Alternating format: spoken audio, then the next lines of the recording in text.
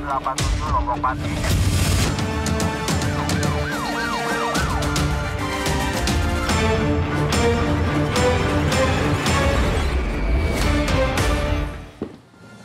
Halo sahabat RTV, berjumpa lagi dengan CSI, catatan seputar investigasi. Ya, Ibtu Afi, kita punya informasi apa saja untuk sahabat RTV?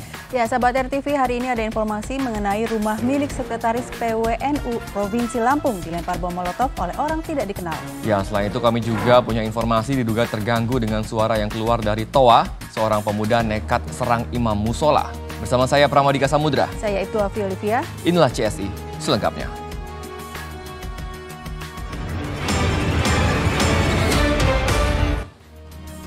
Kita ke informasi pertama, sahabat. Gudang tiner di Pergudangan Kalianak 55 Kota Surabaya, Jawa Timur ludes dilalap si jago merah. Ya, akibatnya 3 dari 6 pekerja yang menjadi korban mengalami luka bakar 50%.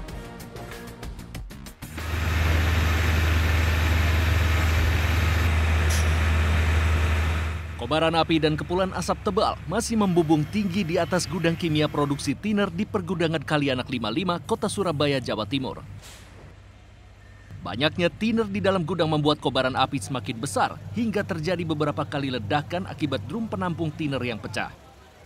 Puluhan kendaraan dan personel pemadam kebakaran Pemkot Surabaya dikerahkan untuk memadamkan api. Menurut salah satu pekerja, kebakaran diduga terjadi akibat korsleting listrik di area gudang. Awalnya api korsleting listrik, Pak. Di sebelah panel atau benda elektronik? Waduh, kalau panel atau benda elektronik kurang tahu, Pak. Itu cuma Itu pabrik apa? produksi kami bukan kemas, Pak. Produksi drum-druman dulu, Pak. Masih layuran drum ya? Akibatnya, 6 pekerja menjadi korban dalam peristiwa tersebut. 3 di antaranya mengalami luka bakar 50%. Dari Surabaya, Jawa Timur, Solihul Hadi untuk CSI RTV. Seorang pemuda diamankan warga usai diduga hendak menyerang imam musola dengan menggunakan pisau di kawasan Condet, Kramat Jati, Jakarta Timur. Ya, pelaku nekat melakukan aksinya diduga lantaran terganggu dengan suara yang keluar dari toa musola.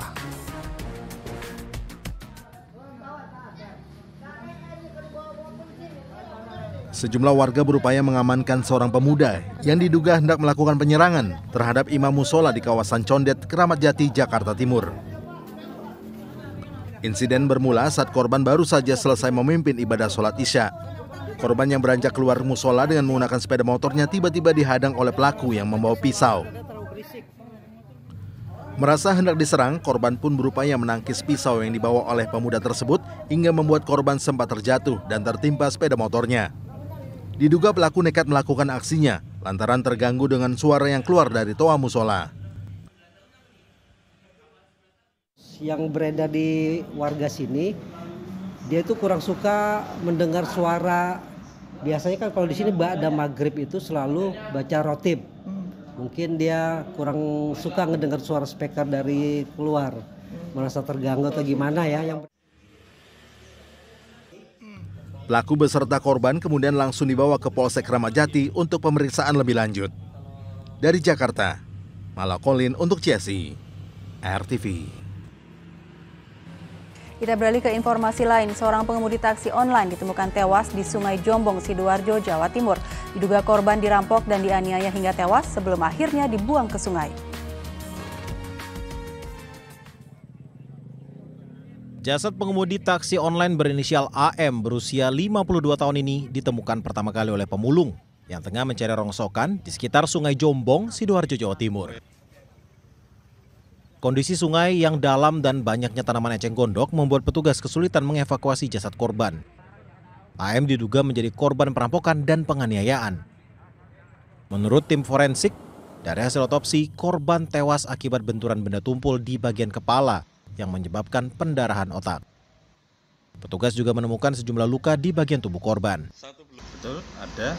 Jadi ada beberapa luka di tubuh korban seperti di kepala, selain luka utama yang mematikan, kemudian di wajah juga ada, kemudian di bibir. Tapi yang bisa kami pastikan melihat hasilnya itu dari kekerasan tumpul. Akibat kekerasan tumpul yang di sisi kepala seperti itu. Kini pihak kepolisian masih mengejar pelaku yang diduga merampok dan menganiaya korban hingga tewas sebelum akhirnya dibuang ke sungai. Dari Sidoarjo, Jawa Timur, Muhammad Ihwan untuk CSI RTV. Ya, beralih ke kasus di jalan raya. Diduga remblong sebuah dam truk syarat muatan material pembangunan tol Probowangi menabrak dua pemotor di jalan raya Condong, Kecamatan Gading, Kabupaten Probolinggo, Jawa Timur. Akibatnya 2 orang meninggal dunia, sementara 2 orang lainnya mengalami luka berat.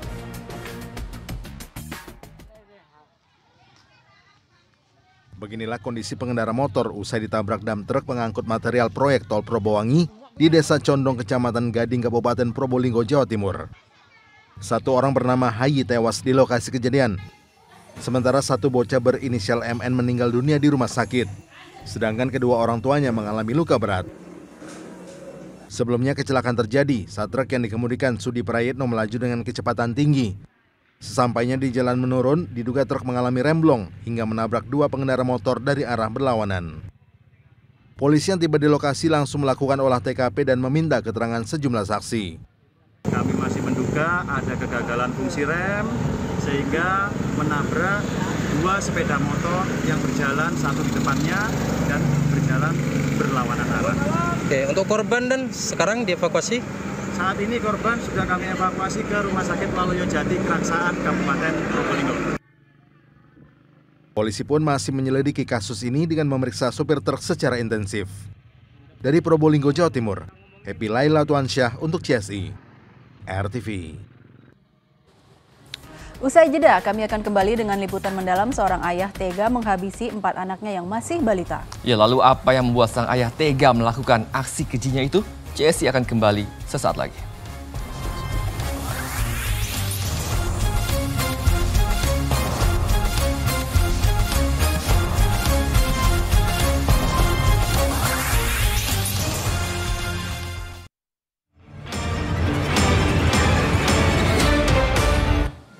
Anda masih menyaksikan catatan seputar investigasi.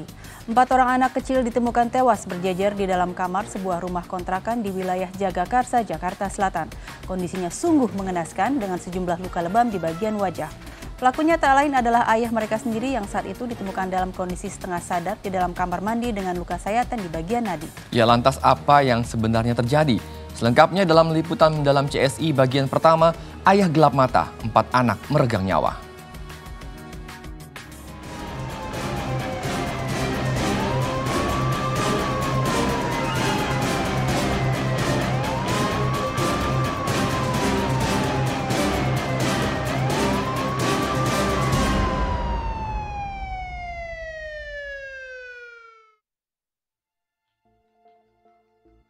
Empat makam yang berlokasi di tempat pemakaman umum Bedahan, Sawangan, Kota Depok ini menyimpan kisah pilu di baliknya. Bagaimana mungkin seorang ayah tega menghabisi nyawa 4 darah dagingnya sendiri yang mirisnya masih berusia 1 hingga 6 tahun? Suasana di Gang Roman Jagakarsa, Jakarta Selatan sore itu mencekam. Sejumlah warga yang selama beberapa hari terakhir mencium bau tak sedap akhirnya digegerkan dengan penemuan 4 jasad anak kecil yang berjejer di atas kasur kamar di salah satu rumah kontrakan. Mereka masing-masing berinisial VA, SK, RA, dan AK yang merupakan keempat anak dari pasangan PD usia 40 tahun dan DP usia 28 tahun. Saat ditemukan, kondisinya sungguh mengenaskan. Keempatnya sudah mulai membusuk, pertanda kalau mereka sudah tanpa nyawa sejak beberapa hari sebelumnya. Ibunda mereka tak ditemukan di lokasi kejadian. Sementara ayah mereka ditemukan berada di kamar mandi dengan kondisi setengah sadar dan tanpa busana. Tak jauh dari kamar mandi itu, di lantai rumah terdapat pesan yang bertuliskan, "Puas Bunda, thanks for all." Dalam kondisi lemas dan tak berdaya, ayah keempat korban akhirnya dievakuasi oleh petugas. Saat dievakuasi, terlihat tangannya penuh bekas luka sayatan senjata tajam. Ya, yang saya lihat itu ketika naik ke ambulans saya periksa ya, bagian kiri itu ada bekas sayatan. Tapi udah mengering lukanya. Mungkin udah berapa hari kejadian ya, makanya kalau hari itu kan masih ada ya. Ini kayaknya udah mengering, makanya saya pikir, tapi nggak dalam lukanya. Lukanya nggak terlalu dalam. PD dan istrinya DP diketahui telah menempati rumah kontrakan tersebut selama kurang lebih 1,5 tahun terakhir. Pasangan nikah siri itu dikaruniai 2 anak perempuan dan 2 anak laki-laki. Peristiwa penemuan keempat jenazah anak mereka ternyata diawali dari peristiwa pada hari Sabtu, di mana DP dijemput oleh keluarganya setelah terjadi keributan. DP saat itu babak belur dipukuli oleh suaminya. Peristiwa pada hari Sabtu itu disaksikan oleh Yakub, ketua RT setempat. Kala itu, sejumlah keluarga DP datang ke rumahnya untuk meminta tolong. Dari hari Sabtu, adiknya istrinya ini datang ke rumah saya, lapor kalau ini ada kekerasan rumah tangga. Awalnya datanglah, dipanggil suaminya, ada bapaknya, ada kakeknya, ada neneknya, ada anak-anak yang 4 ini di rumah saya. Setelah habis diproses di rumah saya, polisi ingin lihat korban, ini ibunya. Karena ibunya mau diproses, maksudnya mau ditanya polisi, kena keluar darah dari mulut, dari hidung. Nah, lalu nggak bisa ditanya oleh polisi, ibunya ini dibawa ke rumah sakit Aulia. Meski selama ini dikenal sebagai keluarga yang harmonis, namun ada beberapa hal yang dianggap janggal oleh warga. Di antaranya keluarga itu tak pernah sekalipun menunjukkan kartu tanda penduduk atau buku nikah mereka. DP pun diketahui berperan sebagai tulang punggung keluarga yang bekerja mencari nafkah menggantikan posisi suaminya sebagai seorang pengangguran. Masalahnya, dia kan nggak lapor, tapi dia ini nggak bawa identitas, nggak bawa kartu keluarga, nggak bawa KTP. Karena kan pernikahannya kalau keterangan kakeknya nih, orang jauh kan rumahnya dekat, dia nikah di bawah tangan, sampai 4 punya anak.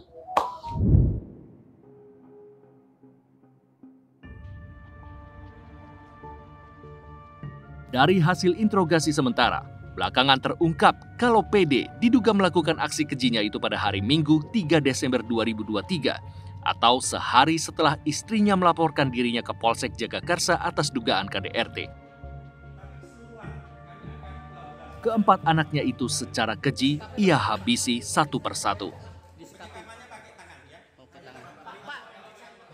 Sesuai dengan hasil awal otopsi, diketahui bahwa keempat anak tersebut yang sudah ditemukan dalam kondisi tidak bernyawa, diketahui waktu kematiannya atau waktu meninggalnya adalah 3-5 hari dari hari pemeriksaan. Lalu, aktivitas dari saudara PD mulai dari hari Minggu, kemudian Senin, Selasa, dan ditemukan di hari Rabu, yakni yang bersangkutan hanya berdiam di rumah tersebut.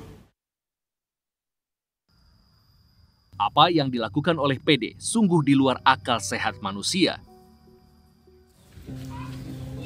Bagaimana mungkin seorang ayah yang seharusnya menjadi pelindung, kala itu justru menjadi malaikat pencabut nyawa untuk keempat anak kandungnya?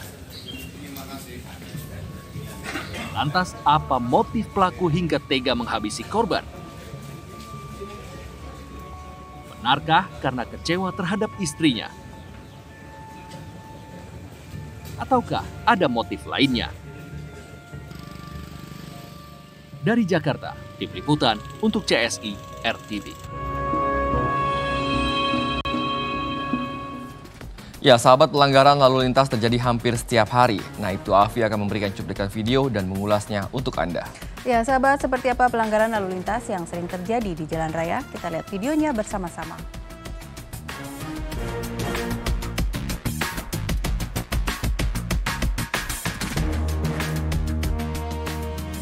Ya, sahabat RTV, yang kita saksikan di video ini adalah sebuah taksi yang membawa ini kasur ya.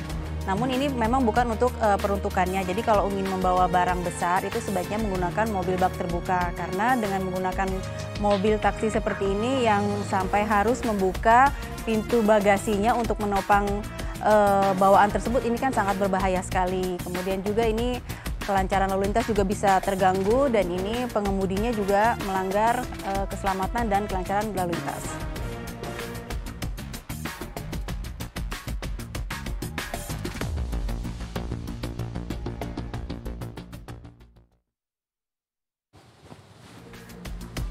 Kita beralih ke informasi lain, rumah milik Sekretaris PWNU Provinsi Lampung dilempar bom molotov oleh orang tidak dikenal. Ya, informasinya usai jeda, tetaplah di CSI.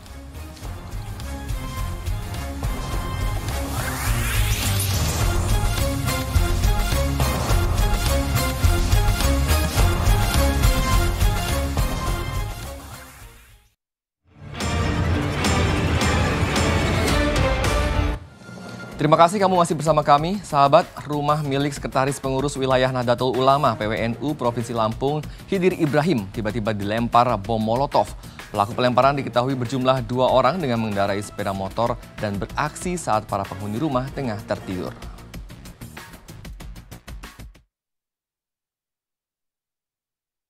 Dua pria berboncengan sepeda motor terekam kamera CCTV saat beraksi melempar bom molotov ke arah rumah pengurus wilayah Nahdlatul Ulama Provinsi Lampung, Khidir Ibrahim. Rumah korban berada di Jalan Raden Gunawan, Kecamatan Raja Basa, Bandar Lampung. Percikan api yang cukup besar sempat terlihat usai rumah korban dilempar bom molotov. Polisi dari Polsek Kedaton bersama tim Inafis Polresta Bandar Lampung mendatangi lokasi kejadian dan melakukan olah tempat kejadian perkara. Polisi menemukan pecahan botol bersumbu serta berisi minyak tanah yang diduga sisa-sisa dari bom molotov. Pukul sekitar jam 3 dini hari, pada saat itu semua keluarga sedang tidur, kemudian pihak keluarga bangun sudah menjelang subuh, tiba-tiba ada CCTV bahwa ada orang yang melempar botol.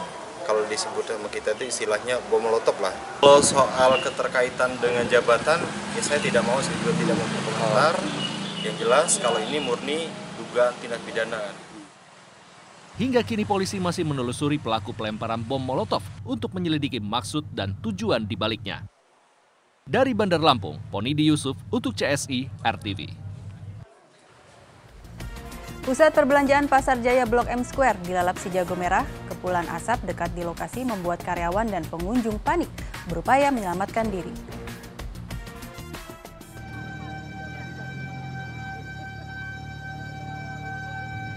Kepulan asap hitam pekat keluar dari Pusat Perbelanjaan Pasar Jaya Blok M Square, Kebayoran Baru, Jakarta Selatan. Kebakaran membuat karyawan dan pengunjung yang berada di dalam mal panik dan langsung keluar gedung untuk menyelamatkan diri. Belum diketahui penyebab pasti terjadinya kebakaran, namun diduga asap hitam pekat berasal dari lantai dasar. Tiba-tiba langsung asap aja gitu bang? Ya langsung gede, tahu dua-duanya. Kalau untuk pengunjung gimana bang? Langsung pada keluar bang? Ya, langsung pada keluar.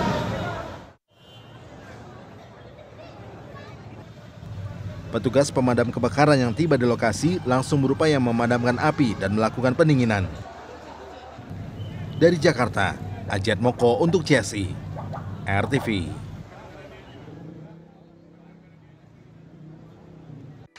Yuk, scan ulang siaran digital kamu. Caranya mudah. Hidupkan set-top box dengan remote-nya. Lalu nyalakan televisi kamu. Setelah itu di menu pengaturan, pilih sistem penerimaan siaran. Selanjutnya, masuk ke program tuning otomatis untuk mencari siaran digital.